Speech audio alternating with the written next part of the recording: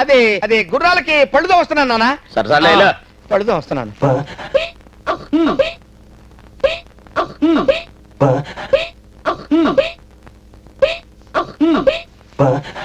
When I fall in love.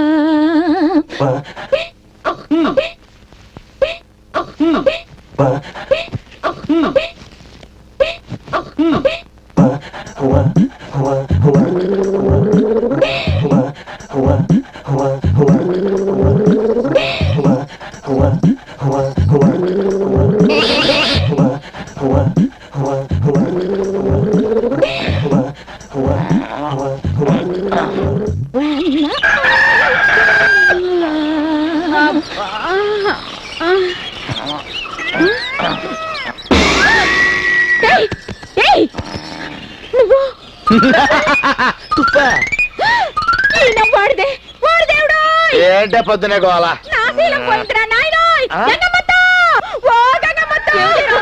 ఏమైంది? నా శీలం గంగలో కలిసిపోయింది. ఆ సచ్చినాడు గుగ్గిళ్ళు మింగినట్టు నా శీలం మింగేశాడు.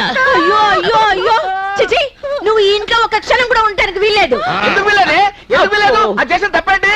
మంగమ్మ నా పిన్నంటే వీడు ఒప్పుకోడా? హనుమంతు నా తమ్ముడంటే నువ్వు ఒప్పుకోవా? మీ వల్ల దాని శీలం నాశనం అయిపోయింది. అది ఎక్కడ పోతే ఇక్కడ ఉంటుంది.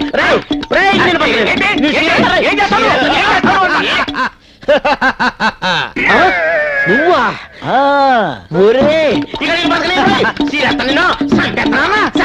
నేను అంజిబాబున్నానా?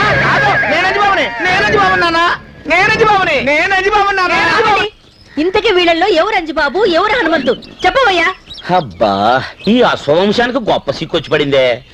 వాలి సుగ్రీవుల్లో ఎవరు వాలి ఎవరు సుగ్రీవుడు అంటే శ్రీరామచంద్రుడే చెప్పలేకపోయాడు. నేనెంత గంగమ్మా? నేను చెప్పగలను.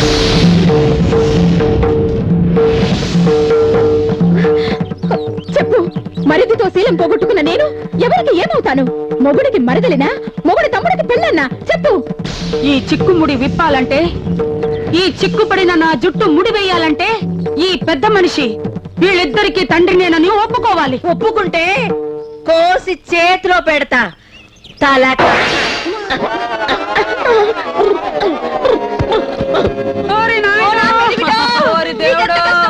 పక్షవాతం వచ్చింది.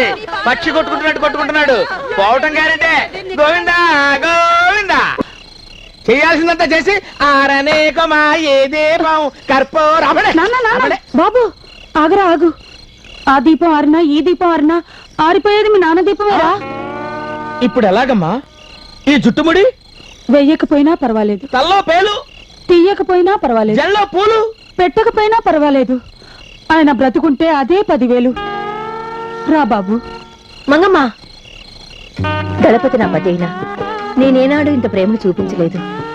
నిజమైన పతిభక్తి చూపించిన ఇల్లాలివి నువ్వు. ఆనాడు స్నానాల గదిలో చేసిన చిన్న పొరపాటుని గుర్తుపెట్టుకుని పక్క చూపులు కూడా చూడని పతివ్రతవు నువ్వు.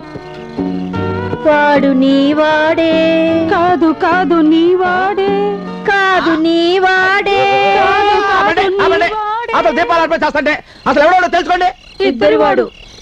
ఈ మాట మీద ఉంటారుగా? అయితే అటు చూడండి. చెల్లి అక్క, చెల్లి అక్క, రా వెళ్దాం. ఏమండి మీకేం కాలేదు కదా? మామకు పక్షవాతం కాదు అసలు. మేమంతా కలిసి నాటకం ఆడాం. మరి నీ శీలం ఎక్కడికి పోలేదు, భద్రంగా ఉంది. ఆయన మా ఆయన పతి. పోరు సచ్చినోడా, మళ్ళీ మొదలైందని రోగం. ఇంకోటి చెల్లి, నా శేష జీవితం తీర్థయాత్రలు గడుపుతాను. వీటి సకలింపుకు కళ్ళెం వెయ్యి. వస్తాను చెల్లి. వెళ్ళొస్తానయ్యా. నాన్న అంజి వస్తానద్దా. ఎక్కడికి వెళ్తావే అమ్మా? నువ్వు అటు వెళ్ళు, నువ్వు ఇటు పద.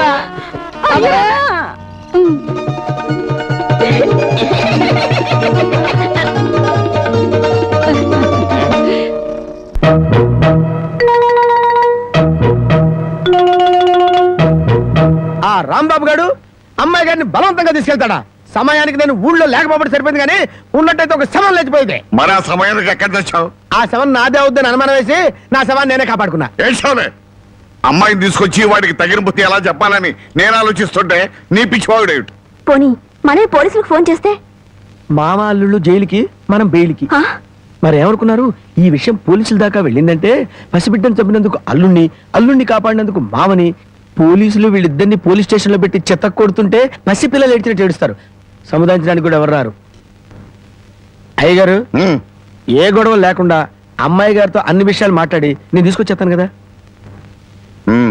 ఆ, అమ్మగారు, దారిలో తింటానికి కాసిన ముడుకులు సంచులు వేసి ఇవ్వండి. చూడు కార్గిల్ సోదరా, ఈ కనిపించే వందల వేలాది ఎకరాలు మావే. ఇక్కడి నుంచే మా అధికారం ప్రారంభమవుతుంది, అహంకారం తలెత్తుతుంది.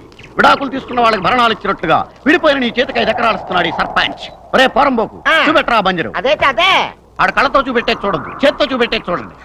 ఆ కొండ మీకు ఇచ్చిన ల్యాండ్. నిన్నటి దాకా గన్నును ముద్దు పెట్టుకుని జై జవాన్ అన్నట్లుగా రేపటి నుంచి మన్నును ముద్దు పెట్టుకుని జై కిసాన్ అంటూ పనిలోకి దిగండి. అక్కడ వ్యవసాయం ఎలా చేస్తారండి? జోకులేమాకండి. మీ అన్నయ్య మంచు కొండలెక్కి పాకిస్తాన్ వెరగొట్టొచ్చినాడు. ఈ చిన్ని కొండను పిండి కొట్టలేడా? దీంట్లో బంగారం పండించలేడా? పండించగలడు. ఆ కాన్ఫిడెన్స్ నాకుంది. జై జవాన్ జై కిసాన్. పోనీ అటువైపు ఖాళీగా ఉంది, అది వచ్చుగా. ఇవ్వకూడదు, అక్కడ ఎయిర్పోర్ట్ వస్తుంది. ఏంటి, విమానాశ్రయం. బస్సులేరని ఊళ్ళో ఎయిర్పోర్ట్ ఎలా కడతారండి? ఏ కట్టకూడదా? పల్లెటూళ్ళు విమానాలు దిక్కకూడదా? పల్లెటూళ్ళు పట్టు కొమ్మలు అంటారు. కొమ్మలు కొమ్మలు అయి ఉండిపోవాలా?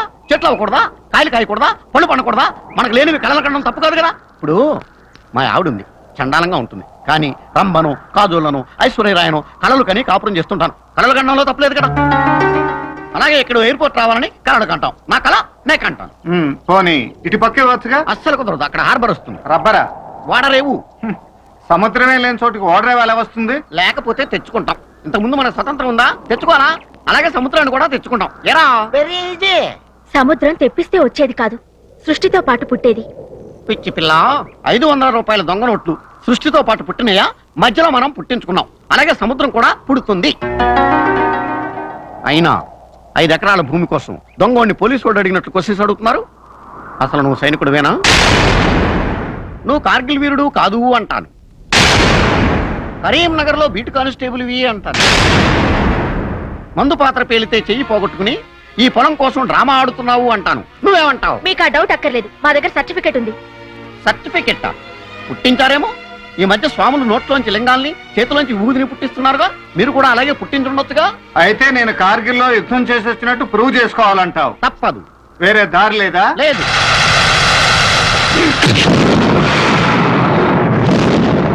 అయ్య బాబే, మా గురువు గారే. కిందకి చూడు, కనిపిస్తాడు. అయ్య బాబే, కొంప తీసిపోయారేంటి? ఇంకా పోలా, ఆ. ముఖాన్ని నీళ్లు కొట్టి తేరుకుంటాడు. సరే, నీళ్ళు కొట్టాలి. అదే కాలిపోతుంది, కాలిపోతుంది, కాలిపోతుంది. కాఫీ కాలుతుంది.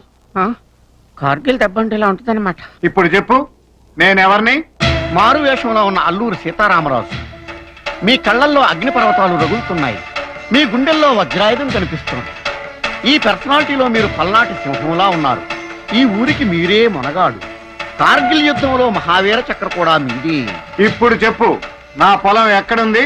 ప్రస్తుతం నన్ను మీరు మీ పొలంలోనే పాతి పెట్టారు. ఈ పొలం అంతా మీదే. కార్గిల్ వీరా, నేను బయటికి ఎలా రావాలో చెప్పండి. ఏముంది, మెడకో తాడు కట్టేసి ఆ గుర్రబండి చేత లాగించేసాయి. మంచి ఐడియా ఇచ్చారు గురుగారు. మీరు ఇక్కడే ఉండండి, తాడు పట్టుకో.